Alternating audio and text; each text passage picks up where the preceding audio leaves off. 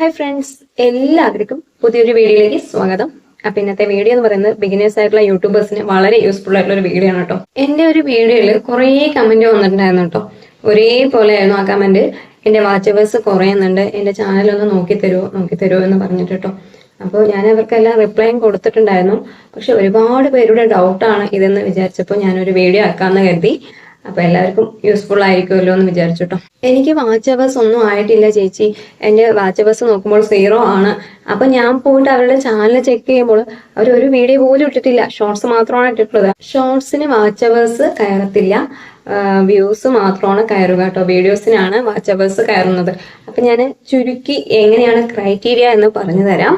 വീഡിയോക്ക് half മോണിറ്റൈസേഷന് 500 സബ്സ്ക്രൈബേഴ്സും 3000 watch അവേഴ്സും വേണം. അതുപോലെ ഫുൾ മോണിറ്റൈസേഷൻ ആകുമ്പോൾ വീഡിയോക്ക് 1000 സബ്സ്ക്രൈബേഴ്സും 4000 വാച്ച് അവേഴ്സും വേണം. ഷോർട്സിന്റെ കാര്യത്തിലാകുമ്പോൾ ഹാഫ് മോണിറ്റൈസേഷന് 500 സബ്സ്ക്രൈബേഴ്സും 30 ലക്ഷം വ്യൂസും വേണം. അതുപോലെ ഷോർട്സിൽ ഫുൾ മോണിറ്റൈസേഷൻ ആകുമ്പോൾ 1000 സബ്സ്ക്രൈബേഴ്സും 1 കോടി അല്ലെങ്കിൽ 100 ലക്ഷം വ്യൂസും ഉണ്ടായിരിക്കണം. എങ്കിൽ മാത്രമേ നമുക്ക് മോണിറ്റൈസേഷൻ അപ്ലൈ ചെയ്യാൻ പറ്റത്തുള്ളൂ കേട്ടോ.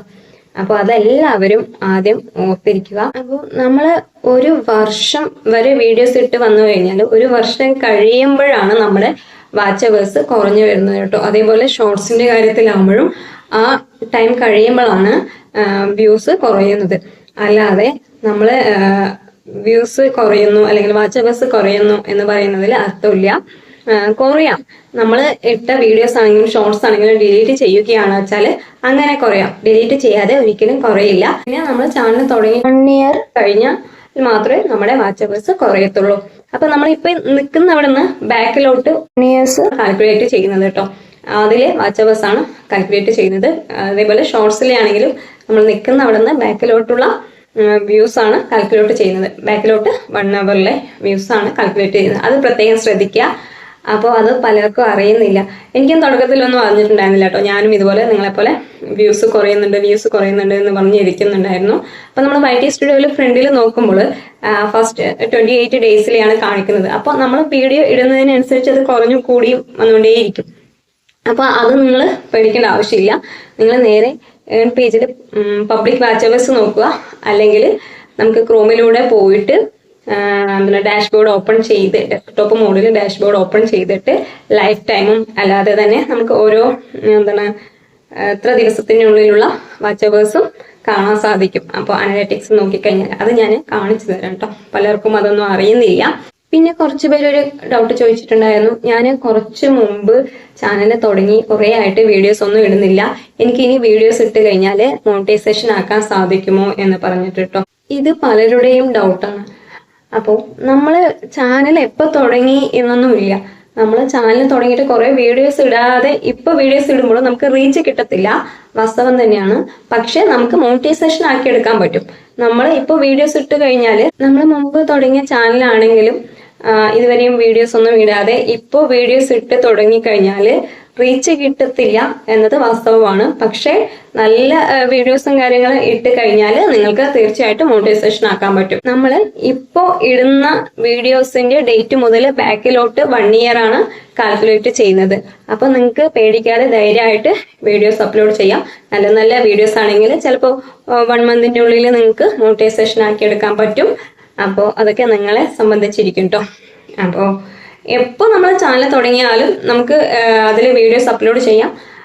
നമ്മൾ ഇടുന്നത് മുതൽ ലാസ്റ്റ് 1 ഇയർ ആണ് കാൽക്കുലേറ്റ് ചെയ്യുന്നത്.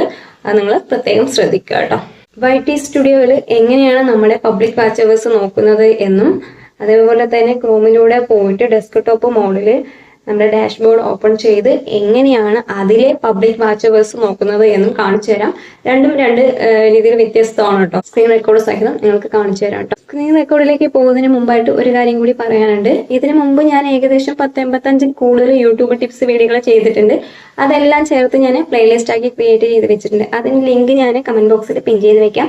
താല്പര്യമുള്ളവർ കാണുക കേട്ടോ. തുടക്കക്കാർക്കായിരിക്കും കൂടുതലും യൂസ്ഫുൾ ആയിരിക്കും കേട്ടോ. അപ്പോൾ ഈ വീഡിയോ ഇഷ്ടപ്പെടുകയാണെന്ന് വെച്ചാൽ ലൈക്കും കമന്റും ഷെയറും ഹൈപ്പും പിന്നെ സബ്സ്ക്രൈബും കൂടി ചെയ്യുക. അപ്പൊ സബ്സ്ക്രൈബ് ചെയ്യുമ്പോൾ തൊട്ടടുത്ത് തന്നെ ബെല്ലൈക്കൻ കാണും. ബെല്ലൈക്കൻ ഒന്ന് ക്ലിക്ക് ചെയ്യുകയാണെന്ന് വെച്ചാൽ ഞാനിടുന്ന ഓരോ വീഡിയോസിന്റെയും നോട്ടിഫിക്കേഷൻ നിങ്ങൾക്ക് ലഭിക്കുന്നതായിരിക്കും. ഓക്കെ. അപ്പോൾ നമുക്ക് നേരെ സ്ക്രീൻ റെക്കോർഡിലേക്ക് പോകാം. ആദ്യം YT സ്റ്റുഡിയോ ഓപ്പൺ ചെയ്യുക.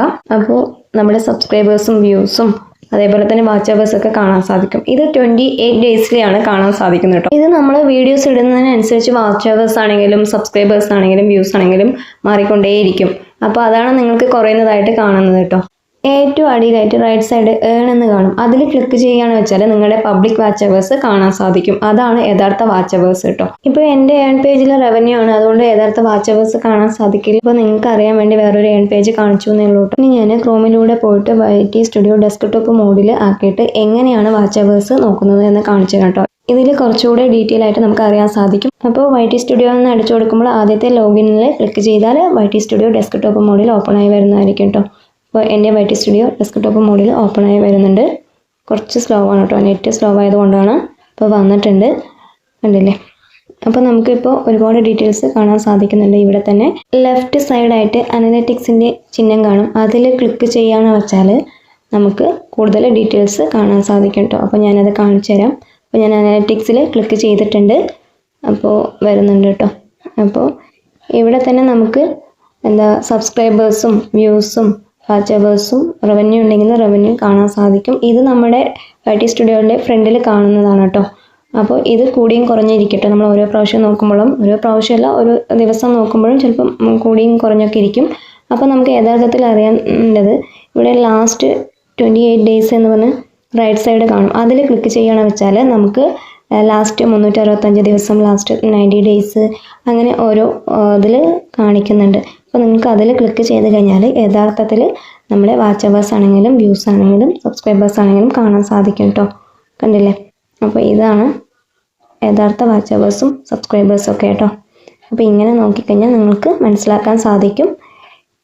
അപ്പോൾ അറിയാത്തവരൊക്കെ ഉണ്ടെങ്കിൽ ഇങ്ങനെ നോക്കുക കേട്ടോ. ഇനി ലൈവ് എന്ന് പറഞ്ഞിട്ട് കാണിക്കുന്നത് നമ്മുടെ സബ്സ്ക്രൈബേഴ്സ് കൗണ്ട് ലൈവിലൂടെ നമുക്ക് കാണാൻ സാധിക്കും. അപ്പോൾ കൂടി കുറഞ്ഞൊക്കെ വരുന്നത് കണ്ടില്ലേ.